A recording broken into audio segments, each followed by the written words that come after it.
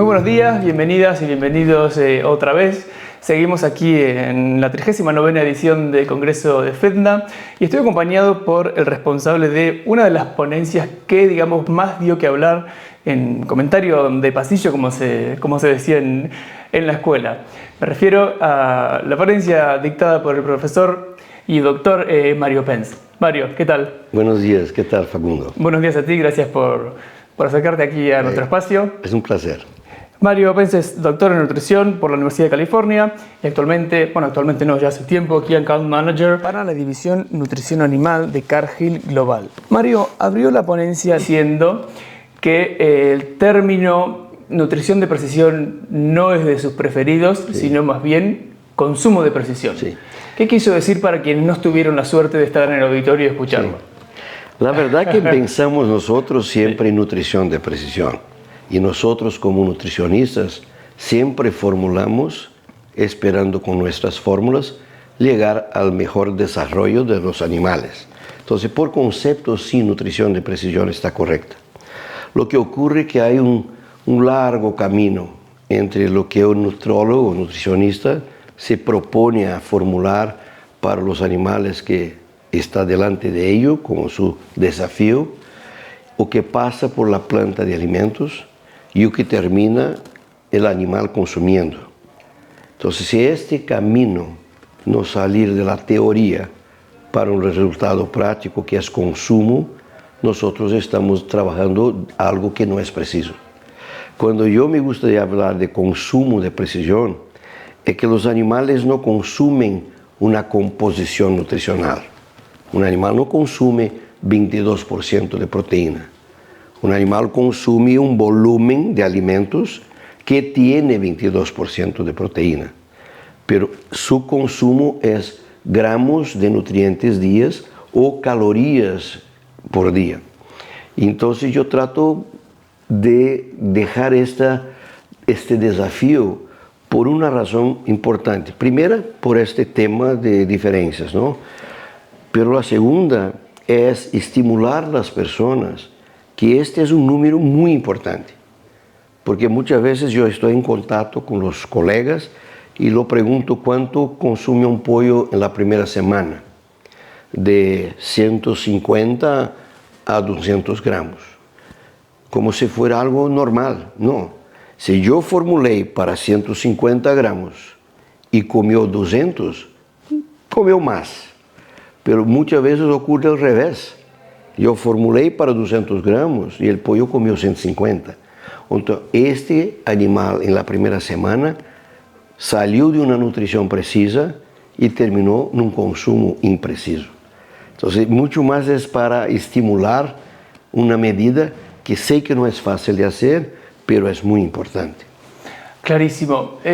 Mario comentó acerca de los últimos cambios en las tablas brasileñas. Usted, como usuario, ¿qué avances o qué cambios significativos ha habido en los últimos, creo que la comparación fue de 6, 7 años que hizo? Desde 7 fue la última y salió ahora en mayo de este año.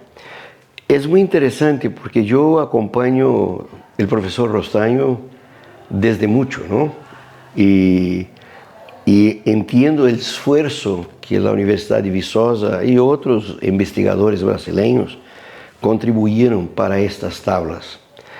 Y a cada año a cada cambio que ocurre, hay tantas cosas nuevas generadas por este equipo de investigadores y sus alumnos, que es muy bonito. Por ejemplo, este año aumentaron más ingredientes, ya se pasaron de 100 ingredientes, si no me olvido son 102.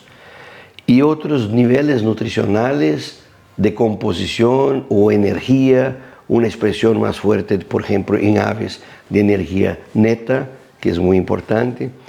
Y tú lo ves que a cada periodo, entre una y otra, hay siempre la preocupación de traer informaciones más consistentes, que sean más próximas de la realidad del usuario. Y me siento muy así, siempre emocionado cuando me permiten de hablar esto, porque las tablas brasileñas hoy no son más brasileñas, como las tablas de FEDNA. Sí. La tabla de Fedna no es más española. Sí. Es una tabla reconocida como siempre fue reconocido el NRC y CBB.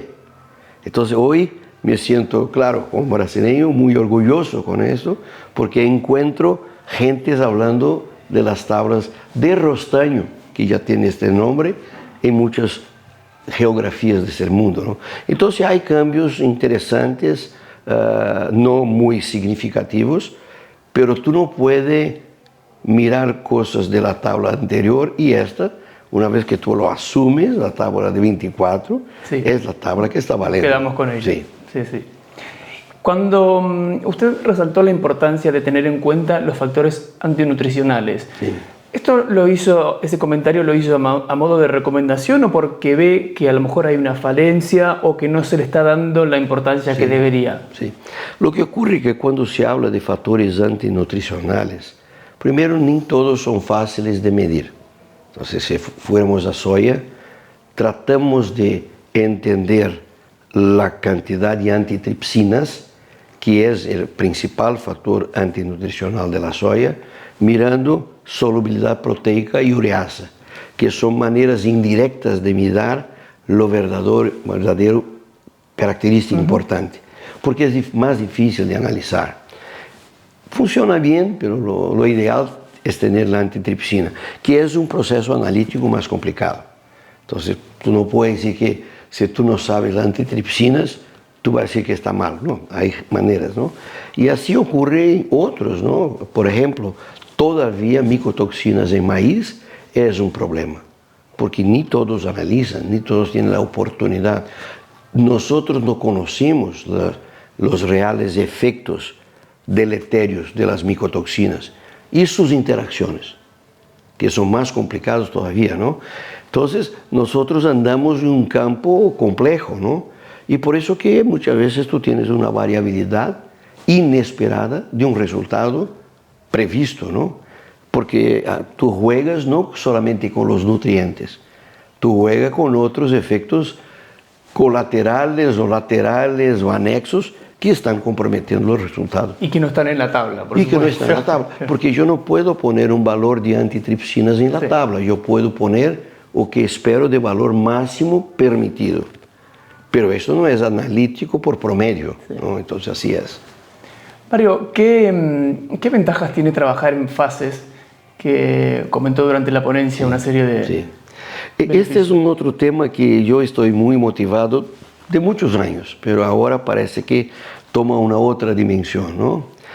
Los pollos que viven 42 días le gustarían de tener 42 dietas. A cada día una dieta distinta. Esto ya nos dicen desde siempre. Pero ¿cómo se hace 42 dietas? Entonces mi pregunta es lo siguiente. ¿Cuántas más podemos hacer do que hacemos hoy? Entonces yo estoy trabajando en algunos lugares del mundo 3 dietas. ¿O qué debo hacer para hacer 4 dietas? Si estoy con 4, ¿qué puedo hacer para hacer 5 dietas? Porque nosotros teóricamente sabemos, y los pollos en la práctica saben, que cuanto menor las fases y cuanto menores las diferencias entre fases, los pollos responden mejor. Años pasados, cuando yo estaba iniciando mi vida académica, ya sabíamos de esto, pero nosotros no entendíamos la microbiota. Cómo los microorganismos dentro del tracto digestivo funcionan, porque hay buenos microorganismos y malos. Y cómo yo puedo crear un ambiente que sea más favorable para los comensales, para los benéficos. Y no hay duda hoy, porque la ciencia está muy avanzada, está avanzando mucho, yo no voy a decir muy avanzada, está avanzando mucho en mostrar que estos cambios inesperados de clústeres microbianos traen como consecuencias prejuicios importantes en términos de la salud intestinal y por consecuencia final en la respuesta del animal. Hay un trabajo, de hecho, por un investigador brasileño que utilizó multifases, o sea, a cada 3 días cambiaba de alimentos. Los resultados no mostraron muchas diferencias, nunca peor. Y la retención de proteína representada por nitrógeno y de grasa con las multifases fue mayor. Y lo más bonito que la excreción de nitrógeno fue menor. O sea, multifases puede ser un estímulo a la sustentabilidad, a producción de CO2. Entonces ya estamos hablando de otro nivel. El nivel de nutrición hoy no es más ganancia de peso y economía. Precio bajo, retorno rápido. No, esto no es más. La nutrición de esta década para adelante es sustentabilidad, bienestar animal, salud humana, representando por seguridad alimenticia. Estos son números que entran dentro de una ecuación muy complicada, pero que tenemos que estar atentos a ella, ¿no? Entonces, para responder tu pregunta objetiva, hay toda una historia bonita para tener más fases en la producción. Y sin embargo, también existe la recomendación de no variar los ingredientes entre el día 15 y el día 20 Sí. de vida, ¿verdad? Sí. Nuestros trabajos en Cargill han demostrado que en este periodo entre 7 y 21 días, los clústeres microbianos que se definen claramente antes y después, en este periodo están más o menos jugando con una no identidad. Entonces tú tienes varios clústeres representados en esta fase, pero ninguno de ellos se distingue como se distingue antes de los 8 días, 7 o 10 y después de los 21 días. Entonces toda vez que tú cambias, que puede ser nutrientes, que puede ser ingredientes, que puede ser un aditivo, una suplementación a más o a menos, en caso de los latinoamericanos que todavía utilizamos promotores de crecimiento, que no se haga en este periodo, porque hay muchos cambios en este periodo. Por ejemplo, puede haber un cambio de tamaños de partículas, sale de migajas para dietas peletizadas. Todo esto son cambios que los animales responden normalmente por los microorganismos que coordinan este proceso de una manera o alguna cosa cambió en este periodo. Tenemos recomendado siempre que se cuide mucho entre 10, 12 días a 21 días. Y hay un trabajo anterior a nuestras evidencias del profesor Steve Leeson de Guelph, que ya decía de la misma razón que nosotros hoy académicamente tenemos en nuestro modelo, ¿no?, llamado Gallion, que él también ya decía en 2015, casi 10 años atrás, Steve Leeson ya decía, cuiden de hacer cualquier cambio entre 14 y 20 días. Y nosotros hoy coincidimos con las observaciones de las investigaciones de mi querido profesor Leeson. Mario, la formulación en monogástricos va en vías de dejar los modelos lineales, o sea, lo que ya hicieron los rumiantes hace algunos años. Sí. Los modelos lineales sirvieron muy bien, porque yo soy de una generación que aprendió nutrición por ecuaciones de segundo grado complejas, no tan complejas, y llegó el modelos lineales, que llegaron bien, porque los modelos lineales llegaron más o menos en la época que los computadores se tornaron personales, porque ya se movimentaba con modelos lineales en megacomputers. Y funcionó bien en esos últimos 35 para 40 años. Pero nos demos cuenta de que hay las variables de ambiente son tan robustas para decir exactamente que los animales necesitan, que yo tengo que poner dentro del modelo, además de ingredientes, nutrientes y costo de los ingredientes, o restricciones de utilización. Esto es importante, esto es nutrición lineal. Ahora, si yo aumento la densidad de pollos por metro cuadrado, o disminuyo el ciclo de producción, o disminuyo o aumento el pago del integrado, o aumenta o disminuye el precio del pollito bebé, o mi mix de matanza en la faena, yo cambio los SKUs, mi nutrición es la misma, y no es. Nosotros en Cargill tenemos un modelo que ya estamos trabajando, tiene más que 10 años, pero ahora está por todo el mundo, en todas nuestras unidades, ¿no? Y hay varios ejemplos de disruptivos. Por ejemplo, comenté en mi charla un aumento o disminución del precio del pollito bebé. Un nutrólogo sabe, sin tener un modelo no lineal, que pone todas estas variabilidades juntas, decir que tiene que aumentar o bajar la energía. Y yo te garantizo que yo como nutricionista seguramente no. Quizás alguien tenga, ¿no? No quiero ser así indiscreto. Pero cuando tú pones todas esas variables, porque al mismo tiempo que el pollito bebé aumenta de precio, el mix de productos puede bajar y la soya puede aumentar de precio y la densidad aumentó. Y estos todos juegan juntos, no son factores X a Y. Esos factores que se asocian con pesos distintos. Entonces nosotros dentro de la compañía y con muchos buenos ejemplos estamos demostrando que es un camino sin vuelta.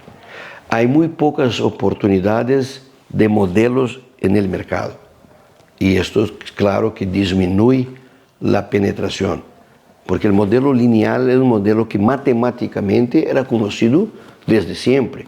Los nutrólogos adecuaron el modelo. El modelo no lineal, tú necesitas de esto, pero tú necesitas muy de las informaciones del cliente, porque toda la parte que es no lineal depende de las informaciones que vienen del cliente. Por eso que se dice que los modelos no lineales son customizados. Yo no puedo hacer un modelo para Fagundo y sacar mi experiencia acá y colocar para José, porque los datos de José que crían las ecuaciones para sus necesidades. Y eso, claro, complica y dificulta un poco, ¿no? Pero no hay vuelta. Esto estoy segura de afirmar, no hay vuelta. Doctor, un último comentario, una última sugerencia para aquel productor de pienso que esté pensando en invertir para poder formular en tiempo real. ¿Qué le diría? Esta es otra cosa que también tengo mucho orgullo, porque es un modelo y un proceso desarrollado dentro de Cargill. Todavía desconozco que se tenga otra empresa u otra institución que tenga la misma estructura que tenemos nosotros, que también yo estoy seguro que no hay vuelta. Porque por más que nosotros analizamos en laboratorio los ingredientes y algunas personas hacen más o hacen menos, yo no consigo simular un valor nutricional de una soya que está entrando ahora con base a un histórico que puede ser un buen histórico, pero no es en tiempo real. Entonces, cuando nosotros empezamos a trabajar con eso, tendría muchas misiones. Primero, hacer que el NIR en línea, leyendo en línea, conseguir tener la precisión igual del NIR de bancada. Esto fue el primer desafío. Entonces, ¿cómo vamos a hacer? Toda vez que el NIR en línea no leer bien, de acuerdo con la fórmula base, vuelve la fórmula base. Y tenemos un tiempo para ver si la lectura estaba bien o mal. Primera buena noticia. La cantidad de errores de lectura NIR línea con bancada es muy baja, pero muy baja. Claro que tú tienes que preparar las ecuaciones para que se hablen, ¿no? Y es posible hacer. La segunda es cómo iríamos a cambiar las mezclas basado en el principio de que estoy con una mezcla entrando, la soya mostró y yo tengo que pesarlas de forma definitiva. Y esto está ocurriendo en minutos. También se consiguió organizar esto. Y lo último es formular para hacer esta diferencia de ingredientes, llegar o no llegar, formular en tiempo real. Yo no puedo llamar al nutrólogo y decir, mira, está entrando una soya ahora que no es la misma que entró a 3 horas atrás, hasta que se reciba la información, y si es a las 3 de la mañana. Nuestros números, hoy tenemos 15 empresas o 15 plantas de alimentos, básicamente 2 en México y las demás en Brasil, trabajando bueno, las primeras que fueron en México a casi 10 años, un poco menos, quizás 8. Y las de Brasil, y ahora está aumentando al punto de estarmos con dificultad, porque es un proceso, ¿no? Tú no lo prendes ahí y funciona. Hay un proceso de casi un año hasta que tú puedas acomodar todas las necesidades, que también es customizado. Entonces también puedes decir a ti, porque los que nos escuchan, nos ven, esto es un camino sin vuelta. Producción animal tendrá que ser cada vez más tiempo real. Yo tengo que tener el peso del pollito real, yo tengo que tener consumo real, yo tengo que tener mortalidad real. Yo no puedo llegar al final de un lote o de una semana y decir, murieron 1.2%. Sí, pero ya murieron. Yo no tengo acción sobre esta pérdida. Por eso que yo tengo que tener mortalidad diaria para saber qué está ocurriendo, que hubo un pico inesperado de mortalidad. O por qué llegó los 7 días y no tiene el peso que tendría que tener. Toda vez que trabajamos con performance, en desempeño, por el retrovisor, mismo que sea el escenario bien próximo, tenemos menos acción sobre un posible efecto que podremos minimizar. Entonces también, mi amigo, no creo que hay salida. Doctor, muchísimas gracias. Sí, gracias a ustedes, gracias a NutriNews por me invitar aquí en Madrid. Estoy muy feliz de estar con mis amigos acá. Es una reunión absolutamente impresionante porque trae gente de toda Europa, ahora empezando a traer nosotros de América Latina. Y esto es bueno, ¿no? Y Gonzalo, todos conocemos, es una persona muy querida, un grande amigo. De manera que entonces yo estoy feliz de estar aquí con ustedes. Muchas gracias por la oportunidad. Un verdadero placer haberlo escuchado en el auditorio y la conversación aquí en el mercado también. Qué bueno, siempre a sus órdenes. Bueno, muchas gracias. Hasta luego a todos, gracias. Realmente fantástica la charla con Mario. El único problema es que ahora tenemos una tarea compleja, que es elegir el título de esta entrevista, porque la cantidad de titulares y de frases por destacar fue realmente abrumadora. Gracias a ustedes por escucharnos, espero que hayan disfrutado y aprendido tanto como lo hice yo. Será hasta la próxima.